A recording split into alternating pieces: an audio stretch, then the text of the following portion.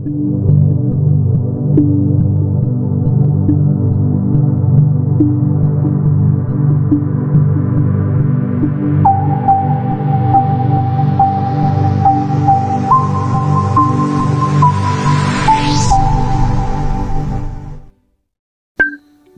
les amis, bienvenue chez Amoxy.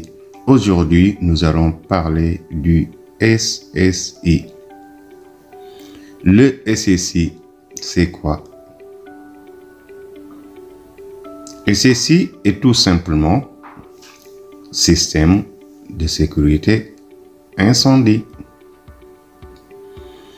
Donc, c'est quoi le système de sécurité incendie? C'est la loi qui nous le définit. Le système de sécurité incendie d'un établissement est constitué de l'ensemble des matériels servant à collecter toutes les informations ou ordres liés à la seule sécurité incendie, à les traiter et à effectuer les fonctions nécessaires à la mise en sécurité de l'établissement. On trouve cette définition dans l'article MS 53 du CCH.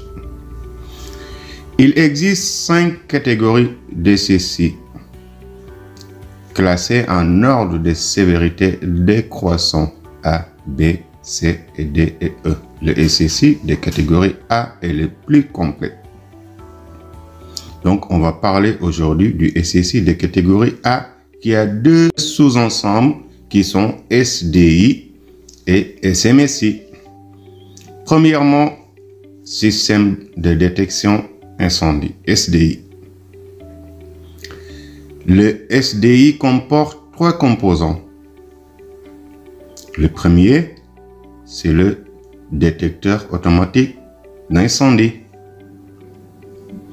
Et le deuxième, c'est le déclencheur manuel. Et le troisième, qui est le ECS ou le TS, équipement de contrôle et de signalisation ou tableau de signalisation. Sur le ECS, vert fixe veut dire sous tension.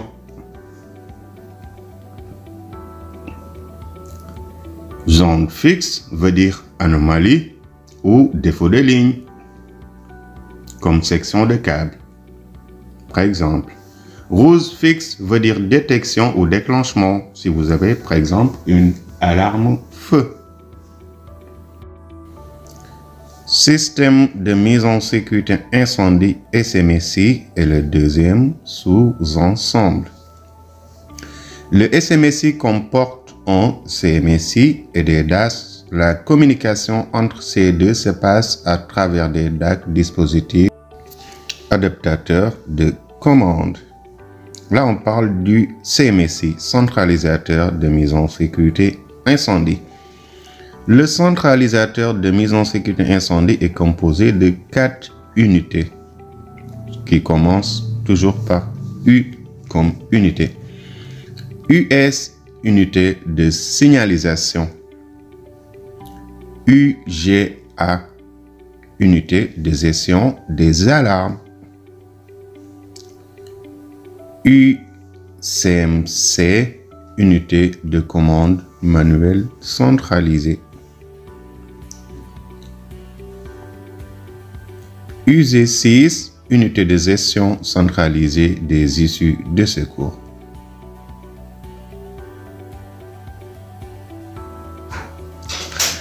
Le CMSI a 5 fonctions, surtout le plus important parmi lesquelles l'évacuation, surtout si on est dans un établissement recevant du public.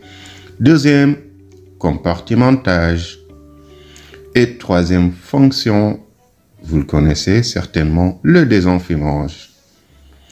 Et le quatrième, qui peut aussi être important, arrêt de certaines installations techniques et extinction automatique. Le CMSI communique avec les DAS pour assurer la mise en sécurité du bâtiment. DAS, dispositif actionnaire de sécurité. Et ces DAS-là nous rappellent les fonctions qu'on trouve sur le CMSI. Donc, on parle des DAS de compartimentage. On peut citer PCF, porte-coupe-feu. Et aussi clapet coupe-feu qu'on peut trouver à l'intérieur des gaines. Et là, on va parler des DAS de désenfumage. Parmi les DAS de désenfumage, on peut citer les exutoires de fumée reliés au SSI. On peut aussi citer le volet de désenfumage. On peut citer aussi les ouvrants en façade pilotés par le SSI. On peut aussi citer le coffret de relayage. Attention, pas les moteurs. Et les amis, il y a un DAS qui joue le rôle de compartimentage et de désenfumage qui est le volet de transfert que vous retrouvez en IGH. Et là, on va parler des DAS d'évacuation. Et là, on parle essentiellement du dispositif de déverrouillage électronique des issues de secours. Il s'agit des issues de secours verrouillées, obligatoirement déverrouillées en cas de détection. Attention, ne sont pas DAS les DCT. Ça crée un débat, n'est-ce pas? Le DCT, dispositif de commande terminale, est constitué de, on peut citer, diffuseur sonore non autonome, DSNA.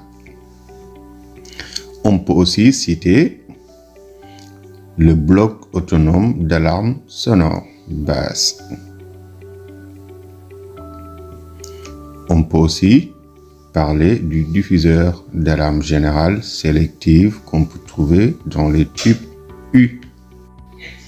Les commandes envoyées depuis le CMSI vers les DCT et DAS passent par un dispositif d'adaptateur de commande. Le DAC change l'énergie électrique reçue en énergie pneumatique. C'est pour ça qu'on les appelle DAC. Les positions des DAS sont surveillées par l'US et là on trouve 5 codes couleurs. Vert fixe veut dire que le ou les DAS sont en position d'attente. Ça nous rappelle les codes couleurs sur le SDI.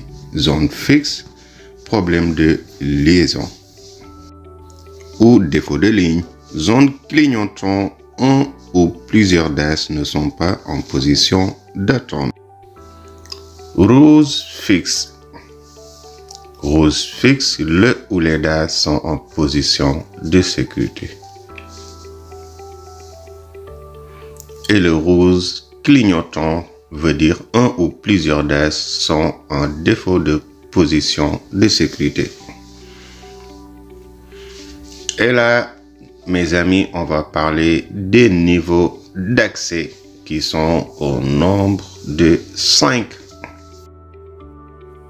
Le premier est le niveau 0 qui concerne tout public. Et oui, le public a accès au SSI à travers une action sur un DM. Le deuxième niveau est le niveau 1, personnel exerçant une responsabilité générale de surveillance comme en CIAP 1 et 2. Les deux sont pareils. Exemple, test de signalisation ou arrêt signal sonore. Et le troisième niveau est le niveau 2, personnel exerçant une responsabilité particulière de sécurité. CIAP 3, exemple, mise en service, mise hors service.